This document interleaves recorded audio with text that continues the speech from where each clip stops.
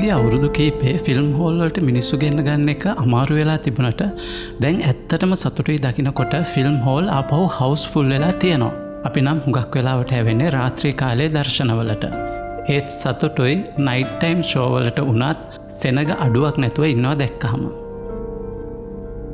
ඉස්සර අපේ තාත්තලගේ තරුණ කාලේ කොල්ලෝ නඩපිටින් එකතු වෙලා රෑට ෆිල්ම් බලන්න යනවලු.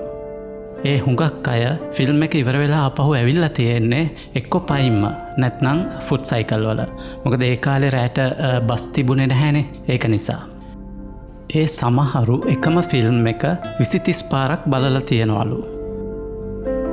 දැන් අලුත් ටෙක්නොලොජිස් අනුව හැමදේම ඩිජිටලයිස් වෙලා තිබුණට ඉස්සර ෆිල්ම් හෝල් වල තිබිලා තියෙන්නේ සෙලෝලයිට් පටි දාන ලොකු ප්‍රොජෙක්ටර්ස්.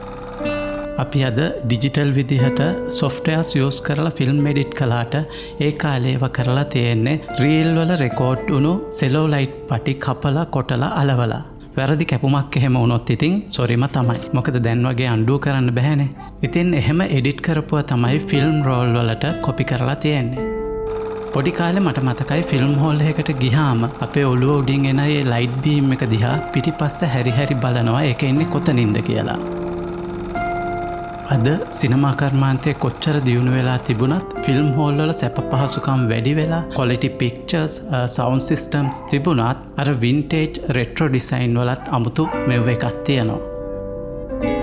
ඒ nostalgic memories ඇත්තටම හරිම සුන්දරයි.